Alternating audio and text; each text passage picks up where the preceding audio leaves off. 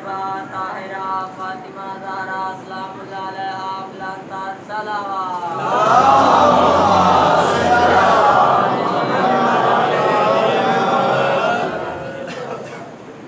تمام مومنین کی صحت و سلامتی کے لیے، علماء حق کی صحت و سلامتی کے لیے، اپنے مریضوں کی شفا یابی کے لیے، وقت کے امام کے ظہور میں تعجیل کے لیے مل کر بآواز بلندتر صلوات پڑھ لیجیے۔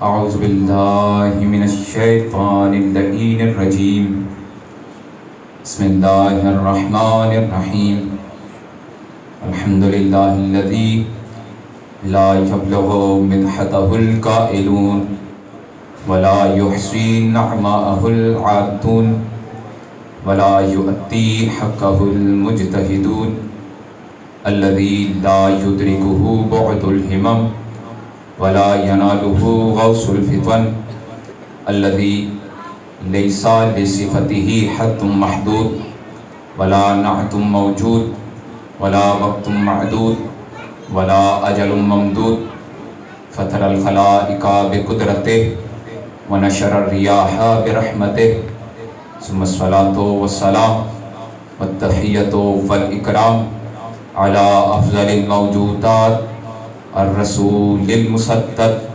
والمصطفى الامجد المحمود الاحمد اعنی ابا القاسم محمد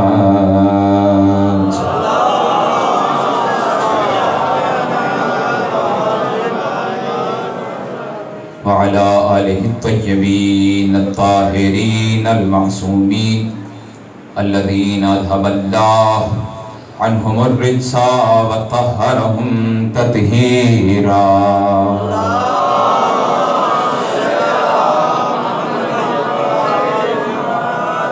ولعنۃ اللہ علی اعدائہم اجمعین من الآن الی قیام یوم الدین، اما بعد فقد قال اللہ سبحانہ وتعالی فی محکم کتابہ المتین وہو اصدق الصادقین، بسم اللہ الرحمن الرحیم، لیس البر ان تولوا وجوہکم قبل المشرق والمغرب ولکن البر من آمن باللہ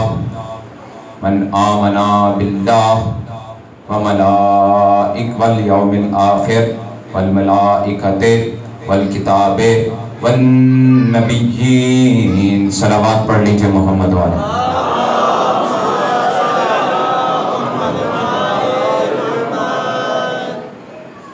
بغیر کسی تمہید کے چاہتا ہوں کہ اپنی گفتگو کا آغاز کروں۔ پروردگار عالم سورہ بقرہ اپنی دارِ کتاب دوسرے سورے میں ارشاد فرماتا ہے، آیت نمبر 177، لیس البر ان تولوا وجوہکم قبل المشرق والمغرب، یہ نیکی نہیں ہے کہ تم اپنے سر کو مشرق کی جانب جھکا دو یا مغرب کی جانب جھکا دو، ولکن البر من آمن باللہ والیوم الآخر والملائکۃ والکتاب والنبیین۔ بھئی دیکھو، اللہ ارشاد فرماتا ہے کہ نیکی تو یہ ہے کہ تم اللہ کو مانو، قیامت کو مانو، اللہ کے ملائکہ کو مانو، اللہ کی نازل کردہ کتابوں کو مانو، اللہ کے نبیوں کو مانو۔ نیکی وہ نہیں جسے ہم نیکی کہتے ہیں، اللہ کہتا ہے نیکی یہ ہے، وَلَٰكِنَّ الْبِرَّ، نیکی جسے تم سمجھتے ہو وہ نیکی نہیں ہے، صدق کے دل سے انہیں مانو، یہ نیکی ہے۔ اصل بات یہ ہے، انسان دنیا میں آیا، بے اختیار آیا، دنیا سے جائے گا بے اختیار جائے گا، اس پہ کسی کو شک نہیں ہے، اتفاق ہے نا۔ اگر کوئی نہیں مانتا تو جائے، جب اللہ کہے جاؤ دنیا میں تو کہتے میں نہیں جاتا، جب اللہ بلا لے کہتے میں نہیں آتا۔ بھئی اگر اختیار ہے آپ کو آنے میں اور جانے میں تو اختیار استعمال کرو، کسی نے روکا ہے؟ جب نہیں تو پتا چلا انسان اس دنیا میں آنے میں بھی اور اس دنیا سے جانے میں بھی بے اختیار ہے، لیکن پروردگار عالم نے احسان عظیم کیا انسان پہ کہ ان دو بے اختیاریوں کے درمیان ایک لمحہ اختیار کو عطا کر دیا۔ یہ پورا دنیا کا مرحلہ یہ انسان کے پاس اختیار ہے، انسان کے پاس اختیار ہے۔ آپ پانی پیتے ہیں اپنے اختیار سے، کھانا کھاتے ہیں اپنے اختیار سے، نماز پڑھتے ہیں اپنے اختیار سے، مجلس میں آئے ہیں اپنے اختیار سے۔ اللہ نے مجبور تو نہیں کیا، اللہ نے مجبور تو نہیں کیا۔ اللہ کہتا ہے اِنَّا هَدَيْنَاهُ السَّبِيلَ اِمَّا شَاكِرًا وَإِمَّا كَفُورًا، اے میرے بندے ہم نے تو ہدایت دے دی ہے، اب تیری مرضی اس پہ آ جا، تیری مرضی اس کا انکار کر دے۔ انشاءاللہ کوشش کروں گا جب تک ساتھ رہے ہدایت اور گمراہی پہ چند دن ہماری گفتگو چلتی رہے۔ دیکھیے میں عرض کر رہا تھا کہ انسان اس دنیا میں اب با اختیار ہے، لیکن جیسے ہی دنیا میں آیا با اختیار ہونے کے باوجود مجبور بن گیا۔ انسان دنیا میں آیا بے لباس، لباس کا محتاج تھا، دنیا میں آیا غذا کا محتاج تھا، دنیا میں آیا طاقت کا محتاج تھا، دنیا میں آیا علم کا محتاج تھا۔ انسان کی یہ ضرورتیں تھیں، اب ان ضرورتوں کو پورا کرنے کے لیے کوئی تو چاہیے تھا نا، جو ہستی چاہیے تھی انسان ان کا محتاج ہو گیا۔ تھکے نہیں، انشاءاللہ نتیجہ اچھا نکلے گا۔ انسان ان چار چیزوں کا محتاج ہو گیا، ان چار چیزوں کا محتاج ہو گیا۔ انسان کو غذا کی ضرورت پڑی، انسان کو لباس کی ضرورت پڑی، انسان کو طاقت کی ضرورت پڑی، انسان کو علم کی ضرورت پڑی۔ انسان نے مانگنا شروع کیا، جب مانگا لباس مانگا، باپ نے لباس عطا کر دیا۔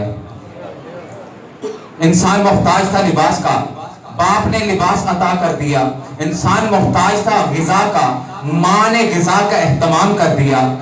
انسان محتاج تھا طاقت کا، غذا نے طاقت کا اہتمام کر دیا۔ انسان محتاج تھا علم کا، اللہ نے آدم جیسا استاد دے کر انسان کے علم کا اہتمام کر دیا۔ انسان چار چیزوں کا محتاج تھا۔ جب اسے یہ چیزیں ملی تو انسان کے دل میں آیا میری ماں نے میرے لیے غذا کا اہتمام کیا، میں اپنی ماں کا شکریہ ادا کروں۔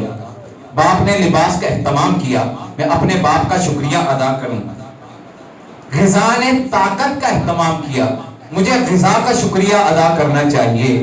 استاد نے مجھے علم عطا کیا تو میں استاد کا شکر گزار ہوں گا۔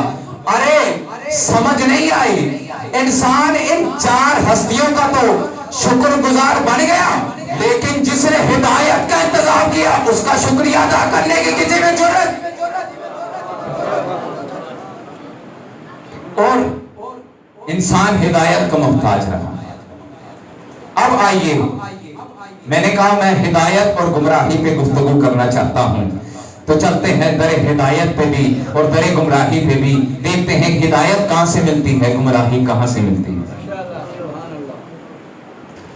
پروردگار قرآن میں ارشاد فرماتا ہے بسم اللہ الرحمن الرحیم انا علینا للہدیٰ، ہدایت کی ذمہ داری ہماری ہے، ہدایت کی ذمہ داری ہماری ہے۔ یعنی تمام تر جتنی دنیا میں ہدایت ہو سکتی ہے اللہ نے اس ہدایت کی ذمہ داری اپنے اوپر لے لی۔ اب ایک جملہ کہنا چاہوں گا، آپ کی توجہ کا طالب ہوں، اول فرد سے آخر فرد تک اگر یہ جملہ ضائع ہو گیا تو مجھے بہت افسوس ہوگا۔ اللہ کہہ رہا ہے ہدایت کی تمام تر ذمہ داری میری ہے، انا علینا للہدیٰ، ہدایت کی تمام تر ذمہ داری مجھ خدا پہ ہے۔ مطلب یہ ہے خدا بندوں کو سمجھانا چاہ رہا ہے، اے بندے میں نے غدیر میں ہدایت کا اہتمام کر دیا، تجھے سقیفہ سجانے کی ضرورت نہیں پڑے گی۔ اِنَّ عَلَيْنَا لَلْہُدَىٰ، ہدایت کی ذمہ داری ہماری ہے، تجھے سقیفہ سجانے کی ضرورت نہیں ہے۔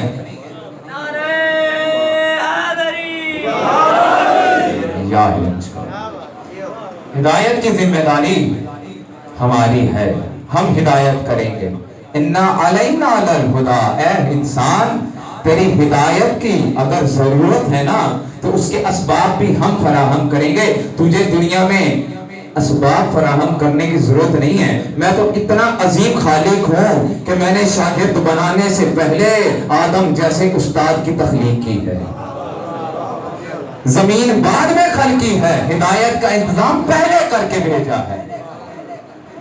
میں اتنا بڑا ہادی ہوں۔ اِنَّ عَلَيْنَا لَلْہُدَىٰ، پروردگار تو نے ہدایت کا انتظام کیا لیکن ہادی پہلے کیوں بھیج دیا؟ پروردگار کہتا، یقیناً پروردگار کی آواز آئے گی کہ اگر میں پہلے بندے کو بھیج دیتا تو اس کا اعتراض ہونا تھا پروردگار کہ مجھے تو ہدایت کرنے والا کوئی نہیں تھا، لیکن قرآن میں خود پروردگار کہتا ہے وَلِكُلِّ قَوْمٍ ہاد، ہم نے ہر قوم کے لیے ہادی مقرر کر دیا۔ اب عوام ڈھونڈے آج کے وقت کا ہادی کون ہے، اگر نہیں ملتا تو تم تو سقیفہ کے والے ہو نا، تمہیں ڈھونڈنا ہی نہیں ہے۔ ارے ہم غدیری ہیں، ہمارا